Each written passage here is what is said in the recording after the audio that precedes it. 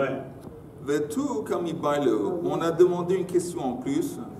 Maolatset besandal shel sha'am.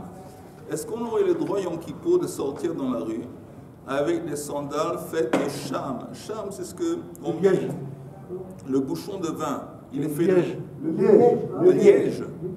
Du liège. Est-ce qu'on pourrait sortir avec une chaussure de liège? C'est ça comme aujourd'hui avec les crocs. Crocs, c'est pas du liège, mais du plastique. C'est la même idée. מה לצאת בסנדל של שם ביום הכיפורים?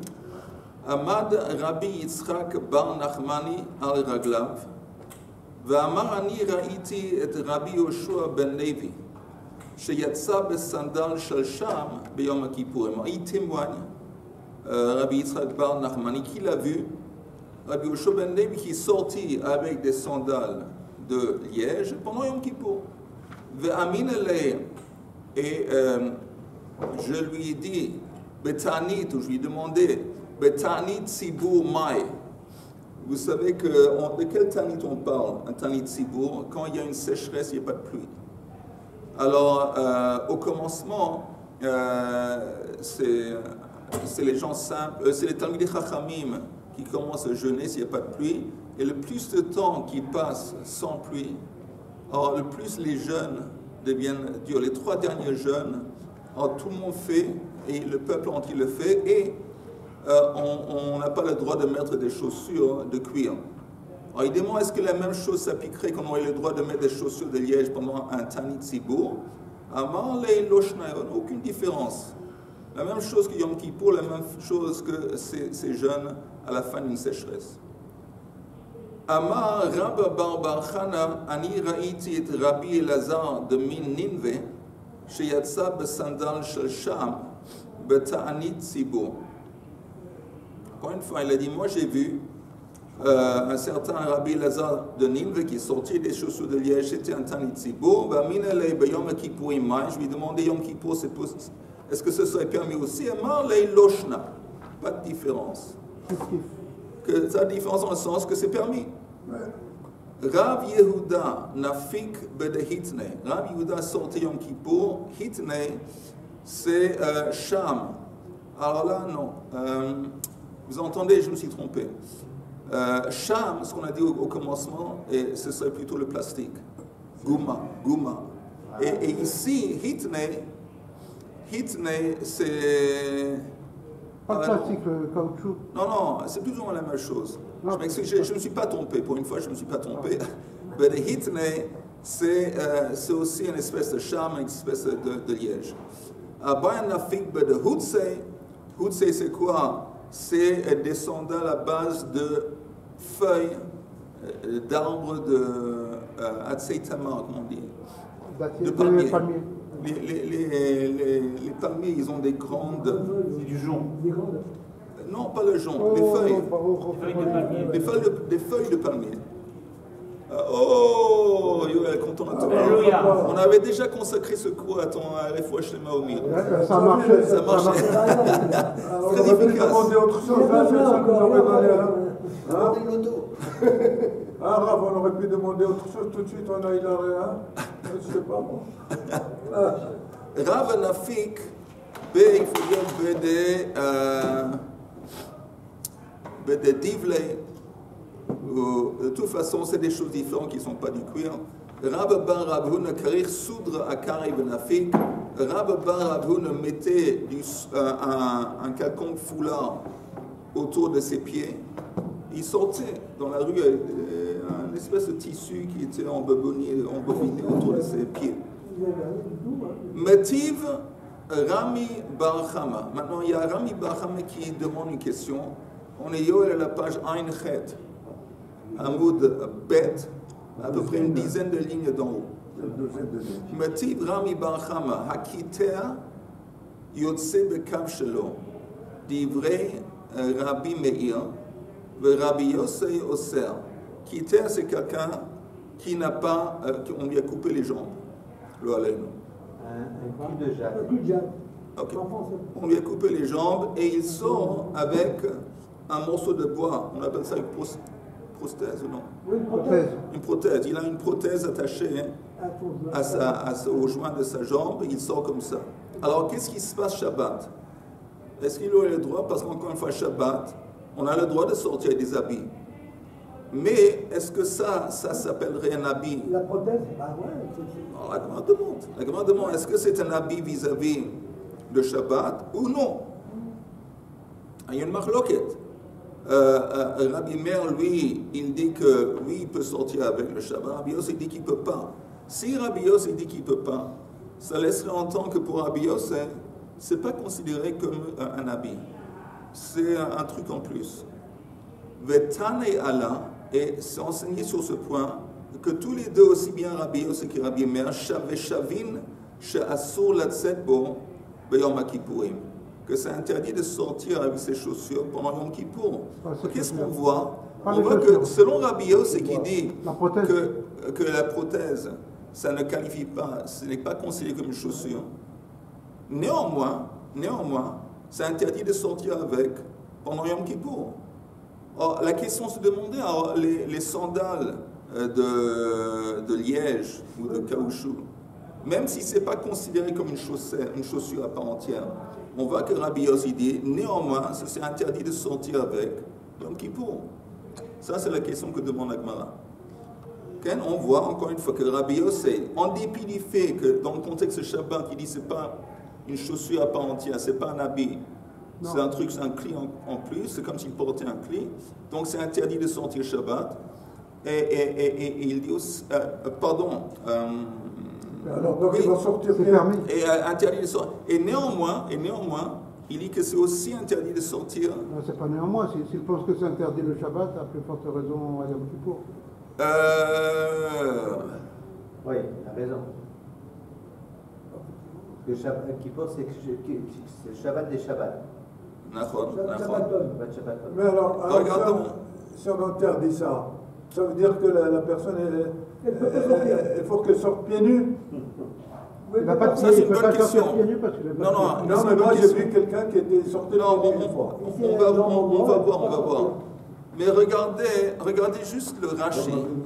La quatrième ligne d'en haut. Regardez le Rashi. Rabbi Yossi Oser, que savar lav minal hu. Parce que lui, il dit que la prothèse, ce morceau de bois, n'est pas considéré comme une chaussure. Pourquoi? Parce que pour que ça soit considéré comme une chaussure, ça doit être une chaussure vis-à-vis de tout le monde. Comme ça, c'est seulement considéré comme une chaussure pour ce monsieur, et pas pour les autres. Donc pour lui, ce n'est pas une chaussure. Et donc le Shabbat, il ne peut pas faire sortir avec. Et néanmoins, Shavin she'asur latzet bo b'yom kippourim. Ils sont d'accord, aussi bien Rabbi Meir que Rabbi Yossi, que c'est interdit de sortir avec cette prothèse Yom Kippour. Alma, on voit, Afal gab de Rabbi Yossi, lav minalhu, en dépit du fait que ce n'est pas considéré comme une chaussure, afilu hachi, néanmoins, assir, c'est interdit de sortir avec, et donc la même logique s'appliquerait à des sandales de liège ou de caoutchouc, même si tu me dis que ce n'est pas des chaussures à part entière. Pour Rabbi Yossi, ça devait être interdit Yom Kippour. Ok? Les chaussures sont interdites alors? Non, encore une fois. Shabbat, il n'y a aucun problème de mettre des chaussures. De la même façon que tu peux mettre un pantalon et une chemise le Shabbat, tu peux mettre des chaussures. Alors, si lui, celui qui a une jambe coupée, il met une prothèse, si tu dis que ce n'est pas considéré comme une chaussure, ça veut dire qu'il est en train de trimballer un truc, un objet. Dans le thérapie, ça c'est interdit. Alors lui, il dit non, c'est interdit. C'est le prolongement de son pied. Lui, il dit que non. Il manque. Lui, il dit que non. Il dit que non, c'est vrai ce que tu dis. On pourrait regarder et concevoir la prothèse de cette façon. Mais lui, il dit, pour que ça soit considéré comme un habit, ça doit être un habit qui est également, le concept d'habit doit s'appliquer également à tout le monde. La prothèse, et ce n'est pas un habit pour personne, à part lui. Donc c'est pour ça qu'il dit, tu ne peux pas sortir. Mais en dépit du fait que ce n'est pas considéré comme un habit, ce n'est pas considéré comme une chaussure à part entière, néanmoins il dit, Yom Kippour, tu ne peux pas sortir avec. Donc, si c'est comme ça, si on retourne à notre histoire de la sandale qui fait de liège ou de caoutchouc, Même si tu me dis que ce n'est pas considéré comme une chaussure à part entière, mais ça devrait être interdit. On Non, voit parce- que habillé aussi dans la contexte. Parce que pour tout, la chaussure en liège, pour tout le monde, c'est une chaussure.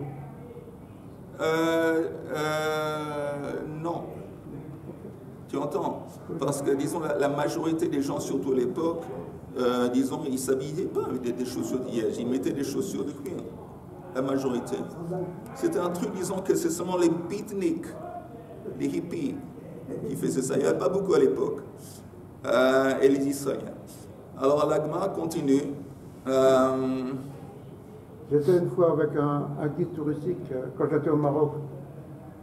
Il dit. Tu étais au Maroc? Oui, à Pessah. C'était bien? Pas mal. Et j'étais.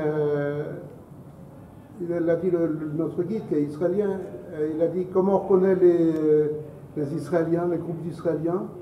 À leurs chaussures, c'est les seuls qui ont des chaussures de sport quand ils marchent normalement dans la rue. Et les autres, ils mettent des sandalim? Non, ils mettent des sandalim ou des chaussures normales de ville. Ah, intéressant. Donc on voit encore une fois les mœurs ou les habitudes vis-à-vis des chaussures.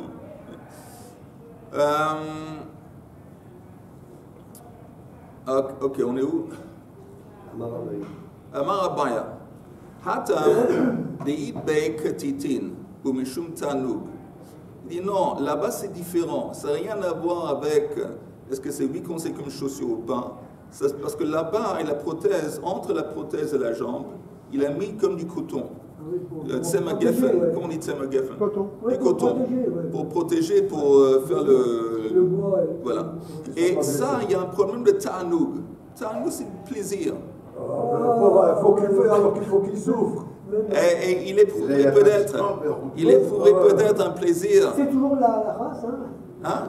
Non, on ne fait pas un cours de l'Akha ici, c'est Gemara. Alors, il dit, parce que là-bas, Yom Kippour, pourquoi il ne peut pas sortir avec cette fameuse prothèse? Parce qu'on prend une prothèse avec des ktitines, du coton, et comme ça lui donne un plaisir quand il marche avec, c'est pour ça, il n'a pas le droit de faire ça. On va voir. Amalei Rava, Veilav mana hu ktitin mashvele mana. On va passer sur ça un petit peu parce qu'il est compliqué. Cette ligne est un peu difficile à comprendre. Il dit, si tu me dis que ce n'est pas considéré comme un cli, est-ce que c'est le coton qui le transforme en cli? On met ça en parenthèse, on continue. Ve'od. Mais en plus, kol ta'anug de lav min alhu b'yom kippurim miasur. Mais attends, il dit, un plaisir que quelqu'un va éprouver, qui n'est pas lié à une chaussure. Ok? Encore une fois, quelqu'un qui éprouve un plaisir avec quelque chose qu'il met sur son pied. Et ce n'est pas une chaussure, ce n'est pas un arme. Alors ça, tu vas me dire que c'est interdit. C'est ça que tu me dis, que s'il met quelque chose sur son pied, il éprouve du plaisir, même si ce n'est pas une chaussure, c'est interdit. Et pourtant,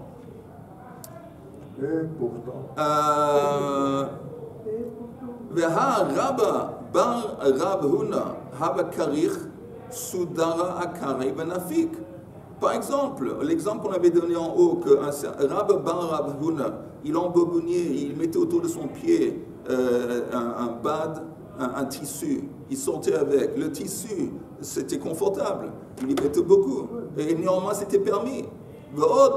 Mais de Katani Seifa, et en plus, dans la continuation de la Mishnah, c'est écrit, en parlant de la prothèse, Im yeshlo beit kibul ktitin tameh. Si dans cette prothèse, il y avait un creux dans lequel on mettait du coton, cette prothèse est considérée comme tameh parce que c'est un cli à part entière.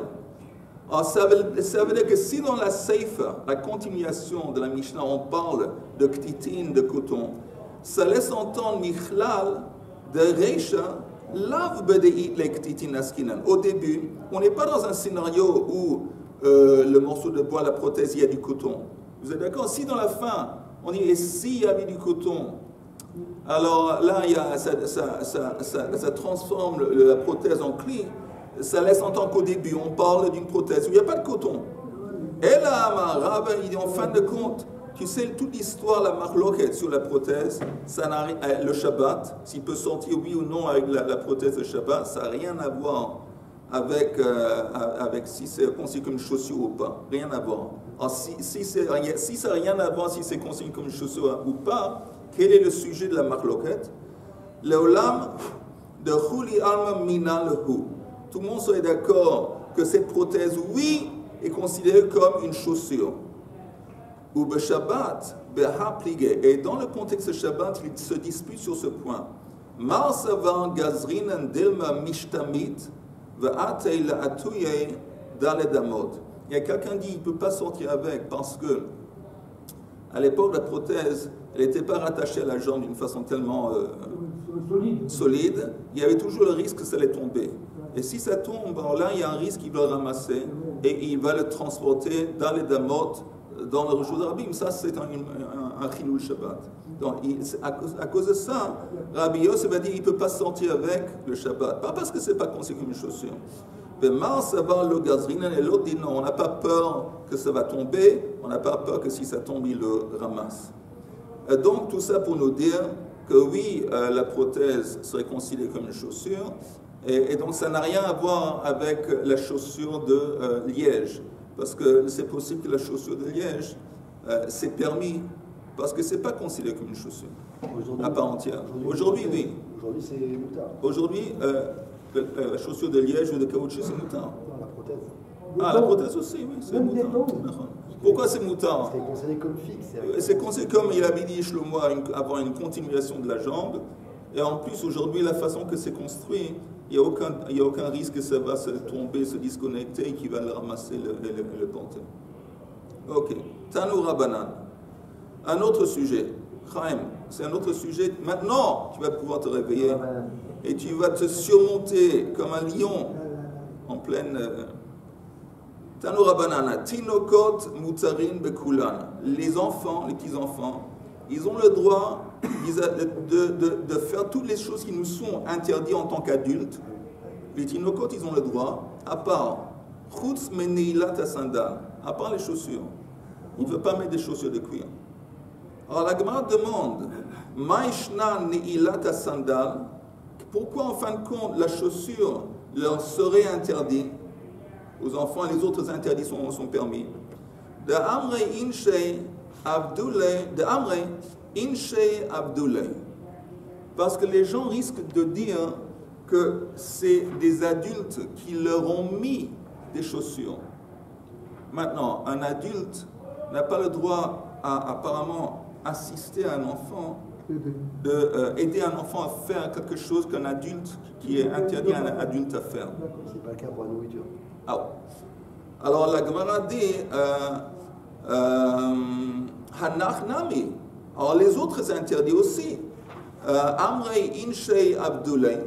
On peut dire aussi que ce qu'il est en train de faire, il a été assisté, c'est des adultes qui l'ont aidé. Tu entends vis-à-vis de la nourriture.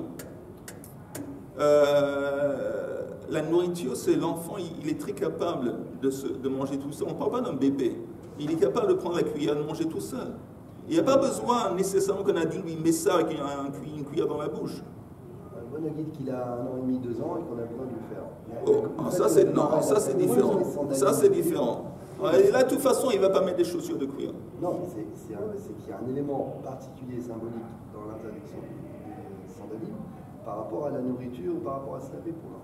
Jusqu'ici, dans la Gemara, on demande comment ça se fait que tu me dis que l'interdit de mettre des chaussures de cuir, il s'applique aux enfants, et les autres interdits, non. Alors on te dit, on propose que les chaussures, on risque de penser que c'est des adultes qui vont chausser, et ça c'est interdit. Alors si c'est comme ça, les autres interdits aussi, on risque de dire que c'est les adultes qui lui ont assisté et aidé. La Gemara dit, Rechitsa besika, eimar me'etzmol abdelei. Quand on parle de l'interdiction de se baigner, donc pour l'interdiction de se huiler, on peut toujours dire qu'ils se sont baignés la veille, qu'on leur a donné un bain, on leur a huilé la veille. Ce n'est pas nécessairement le jour de Yom Kippour qu'on l'a fait. Donc on ne risque pas de penser que ça a été fait le jour même par un adulte. La Gemara dit Sandal Nami, Eimar Metzmol Abdeleh. Alors pourquoi pas dire la même chose que les chaussures aussi, les adultes lui ont chaussé des chaussures la veille de Yom Kippour. La Gemara rejette sandal lo efshar de me'etmol. Impossible qu'ils ont chaussé des chaussures etmol, c'est-à-dire avant la tombée de la nuit. Pourquoi? De Amar Shmuel, Hayman de Baï le mitam ta'ama de mituta, quelqu'un qui veut goûter le goût de la mort, les sayem sanei velignei, il a qu'à mettre des chaussures et dormir avec. Apparemment, dormir avec des chaussures, on dit que c'est goûter le goût de la mort. Et s'ils vont par exemple à Kol Nidre avec des chaussures, les enfants. Des chaussures de quoi? De cuir. Oui. Alors, ils les ont mis la veille, enfin avant la tombée de la nuit, ils les ont encore le soir de Kippour. Oui, mais quand on parle de ces interdits, on parle le jour entier. Ça veut dire qu'on parle pendant le jour aussi, ils porteraient des habits de cuir, des chaussures de cuir. Donc on dit, on risque pas. Les vieux disaient que c'était pas bon de dormir avec des chaussettes. Aujourd'hui, on dit aussi que c'est pas recommandé de dormir des chaussettes. C'est pas? Comme ça, ils disaient. Que quoi? De dormir avec les chaussettes. Que c'est pas recommandé. C'est pas recommandé. Mais il faut voir toujours, avec par exemple, avec ces coutumes, il faut creuser. Il faut creuser la source. Voilà. Il me semble que la source, c'est probablement ce qu'on lit ici dans cette Gemara, qui parle des chaussures. Mais les chaussures, c'est pas les chaussettes. Il faut voir d'où est-ce que ça vient, l'interdit des chaussettes. Est-ce qu'il y a un rapport avec les chaussures aussi du mort? On n'a pas le droit d'utiliser les chaussures du mort, il faut les jeter. Oui, ça c'est sûr. Peut-être. C'est plus facile de dormir. Non, tu dis peut-être c'est lié avec l'interdit de mettre des chaussures. Moi je sais, comme on m'a dit, les chaussures qu'il a vues au moment où il est mort, il faut les détruire, il ne faut pas que ça puisse. Notre il puisse les mettre. Il y en a qui disent même les chaussures qu'il a dans son placard, qu'il n'a pas mis le jour de sa mort, il faut les donner. Je ne sais pas où c'est que c'est la. C'est dans la femme ou c'est quoi? Je ne sais pas, ça vaut la peine de rechercher dans une halakha comme ça. De toute façon, donc personne ne va penser qu'un adulte va chausser des chaussures la veille, parce que ça ne se fait pas, de dormir avec des chaussures.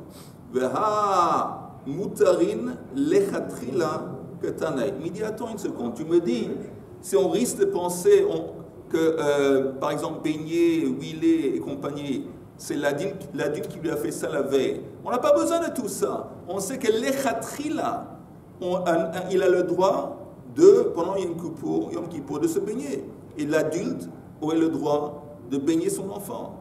Et l'adulte aurait le droit Yom Kippour. C'est lechatrila, c'est pas parce qu'on pense que ça a été fait la veille. Pendant Yom Kippour, toutes ces choses sont permises. Alors, on retourne à zéro. On retourne au début. Pourquoi l'interdiction des chaussures s'appliquerait à des enfants et les autres interdits sont permis? Et là c'est la réponse, et la hanach de lav revitayu gazrubehu rabanan. Les interdits qui ne vont pas assister à l'enfant à grandir, qui ne viennent pas assister à l'enfant à grandir, sont interdits pendant Yom Kippour. À l'enfant, lui sont interdits. On va voir. Hanach de revitayu ou logazrube ou rabanan. Mais les choses que, oui, assistent à l'enfant, aident à l'enfant à grandir, alors là, c'est permis à Yom Kippour. Par exemple, baigner, huiler, manger, boire, tout ça, un enfant, il a besoin de tout ça, ça va l'aider à grandir. Laissons tomber assister, aider. Les choses qui font partie qui aident à l'enfant à grandir, l'enfant a besoin de ça. Alors Yom Kippour, c'est permis. Mais s'il met des chaussures de cuir ou pas, c'est rien à faire avec aider l'enfant à grandir. Et donc c'est pour ça que ça reste interdit. Et lui non plus, Un enfant, ça se s'il est comprend pas. ami de ses parents. Pardon? Un enfant, s'il a besoin de ses parents, s'il est plus petit, les parents sont obligés de s'occuper de lui. Bien sûr. Maintenant, même s'il est un peu plus grand, on ne peut pas lui imposer de respecter les trucs de... Non, mais tu sais, encore une fois, c'est les enfants, il y a une mitzvah de chinour. Une mitzvah de chinour qu'à partir d'un certain âge, on peut discuter quel âge, les parents sont responsables et commencent un petit peu éduquer l'enfant dans les voies de la Torah. Mais attends une minute, Richard, je retourne à ta question, à ce que tu veux dire. De Amar Abaye, comme Abaye a dit, Amrali M, il y a une matrone ou une femme m'a dit, reviter de Yanouk, ce qui fait pousser un enfant, Maya Chamime ou Mishra. C'est de l'eau chaude et de l'huile. Apparemment, quand il boit un liquide chaud et de l'huile, ça l'aide à pousser. Gadal Pourta, une fois qu'il a grandi un petit peu, Biata Bekoutra, qu'est-ce qui va lui aider à grandir? Des œufs, manger des œufs, Bekoutra, je pense, coutre. Qu'est-ce que vous avez à coutre dans votre... Une sauce à base de petit lait, de miettes, de pain moisi et de sel. Répète. Pain moisi. Le koudar, c'est une sauce à base de petit lait, de miettes de pain moisi. Ok, alors tout ça, mais ça c'est sur les œufs. Non, oui, c'est sur le koudar. Oui, non, bi'at bekoutra. Ouais. Alors c'est des œufs avec cette sauce. Ouais. Alors, bon, il prend les œufs avec cette sauce, ça va l'aider à grandir. Gadal Pourta, et quand il grandit encore plus, qu'est-ce qui va l'aider à grandir? Tabour et mané, de détruire des objets, de briser des objets, ça va l'aider à grandir. Quand il va briser et casser des objets, l'acte de briser et de casser des objets, ça va l'aider à grandir. Kihad Rabba, comme on voit avec Rabba, Zavin Lehu, il a acheté ses enfants, Mané Gaziz et de Pacha, des ustensiles d'argile qui étaient un petit peu cassés déjà, qui n'étaient pas utilisables. Il a acheté des choses comme ça qui étaient à très bon marché. Livnei, Vemetabre Lehu. Et ses enfants, quand ils recevaient ça, ils les brisaient. Alors, apparemment, l'enfant, c'est bien, c'est sain pour l'enfant, ça l'aide à grandir, de casser un petit peu des objets à droite et à gauche. Et tout ça pour apprendre quoi? Pour apprendre, encore une fois, pour conclure que la chose qui est interdite aux enfants en tant qu'enfants, c'est de mettre des chaussures de cuir. Les autres interdits sont permis. Pourquoi la distinction? Parce que les autres choses, apparemment, assistent à l'enfant, aident à l'enfant à grandir, tandis que les chaussures de cuir, pas du tout. Ben, ça lui assure quand même l'équilibre quand il marche, d'avoir de bonnes chaussures. Ah, tu sais, aujourd'hui, les crocs, ils sont très bien aussi. Les crocs, ils sont très solides. Ok, on continue. Et c'est la halakha ou pas? Est-ce que c'est la halakha? Les enfants n'ont pas le droit de mettre des chaussures de cuir. Apparemment, ici, je vois que oui. On ne donne pas des chaussures de cuir à des enfants. Hamelech va kala yichatsu et pnehem. Alors, c'est écrit dans la Mishnah qu'il y a des exceptions à la règle vis-à-vis de l'interdiction de se baigner. De se laver. De se laver, merci. Un roi et une femme mariée, une kala qui vient de se marier, eux, ils ont eu le droit de se laver le visage. Matnit et notre Mishnah Mani, elle va comme qui Rabbi Hanania ben Tradion Hin. C'est l'opinion de Rabbi Hanania ben Tradion. De Tzanya Hamelech Vakala, Lo Yichatsu et Penehem. C'est écrit que le roi et la Kala ne peuvent pas se laver le visage en Kippour. Rabbi Hanania ben Tradion Omer, Meshum Rabbi Eliezer, Hamelech Vakala Yichatsu et Penehem.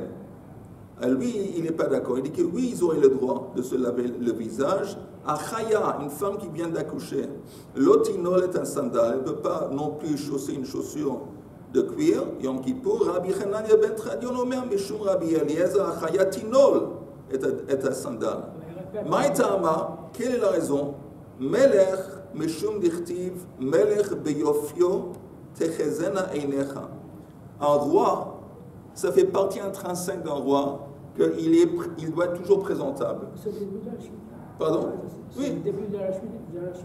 Oui. Un roi doit être toujours présentable. Et donc, s'il ne se lave pas le visage, il est là moins présentable, moins beau. Et donc, on le lave. Cette idée de Melech biyofio techezena einecha, ça surmonte l'interdiction de ne pas laver le visage. Kala. Maïtama, Kadesh Lotit Gane al Baala. La Kala aussi, elle a le droit de se laver le visage pour qu'elle ne soit pas laide dans les yeux de son mari. Et c'est intéressant, parce que si elle se lave le visage ou pas, on n'est pas pensé que ça fait une grande différence. On voit à quel point Chazal dit que la Kala, c'est le premier mois après le mariage. Elle doit faire tout pour être belle dans les yeux de son mari. Amar le Rabbi Chia Kala Kama. Alors il demande une Kala, le statut d'une Kala, ça dure jusqu'à quand? Amar le Kedetanya Ein Monin Tarshitin Mina Kala Kol Shloshim Yom. Qu'elle a le droit de mettre des Tarshitin Kol Shloshim Yom. De quoi on parle? Regardez le Rashi. Ein Monin, on ne va pas priver une Kala de mettre des bijoux pendant 30 jours. En fin de compte, une Kala, elle a le droit de mettre des bijoux autant qu'elle veut. Pourquoi 30 jours? Regardez le Rashi.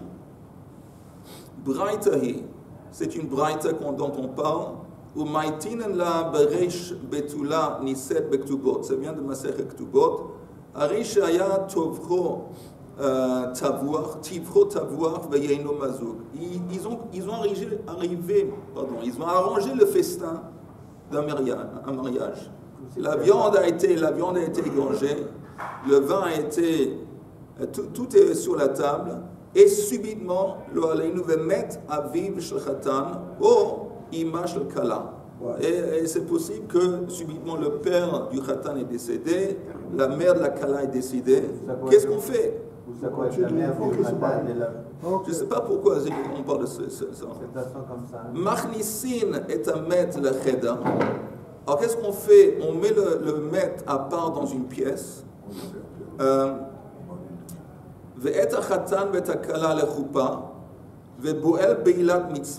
Et le chatan et la kala vont sous la choupa, ils se marient, et ils vont dans une chambre et ils ont des relations conjugales. Poresh, après ils se séparent. Pourquoi ils se séparent? Parce qu'ils sont en deuil. Enfin, les deux, un des deux est en deuil. Kovrin, après, tout de suite après, il y a l'enterrement. Kovrin est Amet. Mais néanmoins, pendant la Shiva, Ein monin tarshitin min akala, mechamata evel. On ne va pas priver la kala de mettre des bijoux à cause du evel. Kol shloshim yom, pendant la durée de 30 jours. Alma, on voit d'ici que Kol shloshim ba'inoi, qu'on voit en parenthèse qu'une kala, elle doit vraiment faire attention les premiers 30 jours après le mariage, qu'elle va être belle au maximum aux yeux de son mari. C'est pour ça qu'une kala aurait le droit de se laver le visage, ça c'est la lacha, pendant Yom Kippour. Encore une fois, très intéressant. Pourquoi, si on réfléchit un petit, on creuse un petit peu, c'est tellement important. Et alors, bon, parce que qu'est-ce qu'on veut? Pourquoi on veut que le mari, il va vraiment sympathiser, aimer sa femme? On veut des enfants, on veut une famille, on veut une famille. Et avoir une famille, c'est basé sur un truc de base, l'attirance. Que l'homme, il doit être attiré par sa femme, il va avoir envie de sa femme, et aussi vice-versa. Et donc, comme le but, en fin de compte, un des grands buts de la vie, c'est la famille et choses. Pourquoi je dis ça? Parce que si on met ça dans un contexte actuel, on voit aujourd'hui l'attaque contre l'idée de la famille. Toute cette idée que des hommes avec des hommes et des femmes qui vont avoir des enfants, adoptent des enfants. On voit à quel point le judaïsme, il est tout à fait central. La famille, c'est une des bases les plus centrales autour duquel le judaïsme est établi. Et d'ailleurs, c'est la première mitzvah. La première mitzvah qui a été donnée, qui apparaît dans le monde, qui apparaît dans la Torah. C'est Priya Verevia, la première mitzvah. Pourquoi? Parce que si Akadosh Baruch Hu crée le monde, parce qu'il est intéressé qu'il va y avoir des êtres humains. Alors, on va assister à Akadosh Baruch Hu, à sa volonté de base, qu'il va y avoir des êtres humains. Ok.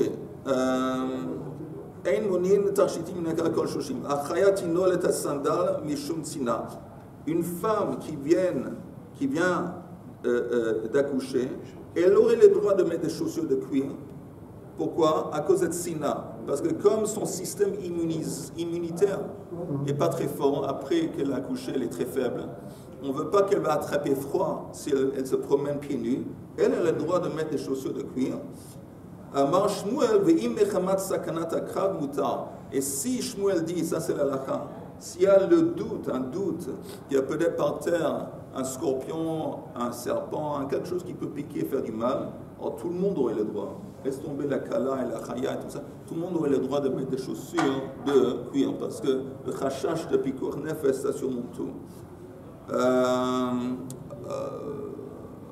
Vous voulez arrêter là? On arrête là. On arrive au deux points en bas de la page. Messieurs, bonne journée. Psoro tovot.